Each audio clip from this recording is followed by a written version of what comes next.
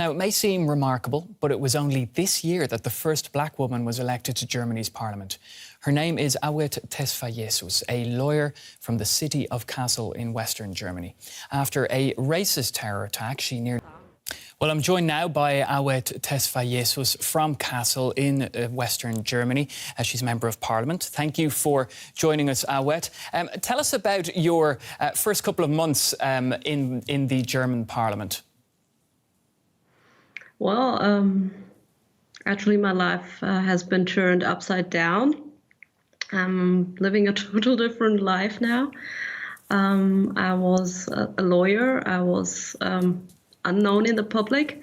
Now I'm very well known, and I'm recognizing that I have opportunities to change things, and that I'm in a position where people listen at me. And this happened like between a couple of weeks and months, and this is a huge change.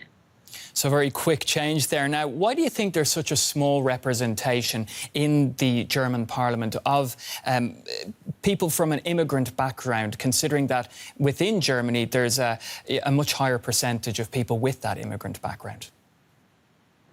I think we're just starting to talk about diversity in Germany.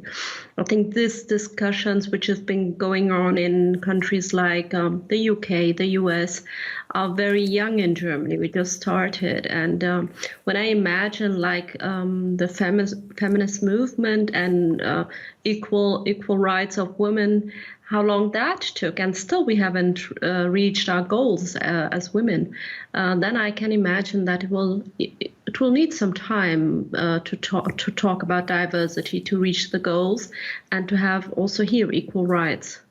Now, you've said that there is structural racism in Germany. Tell us how deep you feel this racism goes. It's really deep, and the main problem is we don't talk about it.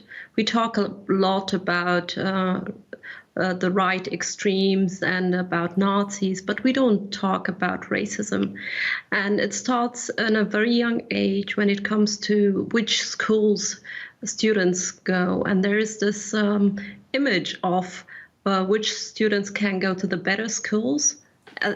In the fourth grade, the teachers decide which school is the better school for children, and without really being aware of it, there's this image like children from migrant families can't really achieve much, so you have to send them to the easier schools, which means later on they won't be able to go to university. And these are things, or like in which neighborhood you live, in which homes you get, decides on whether you go to the better schools or to the less good schools.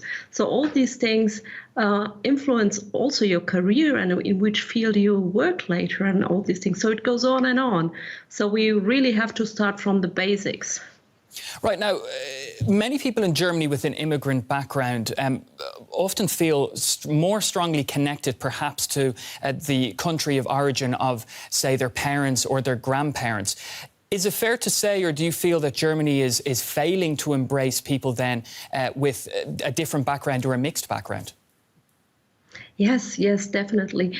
And it's also strange because it gets even more, they're more tied to their home countries, the countries where their parents came from, and a generation later or 2 generations later. So although they don't know the countries, they feel more affected to these countries than maybe their parents were, who fled for these countries.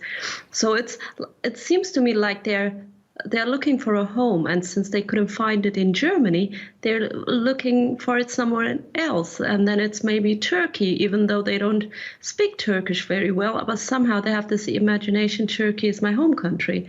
So we have to find a way to reach to these people, and also show them, of course, this is your country, this is your parliament, you belong here.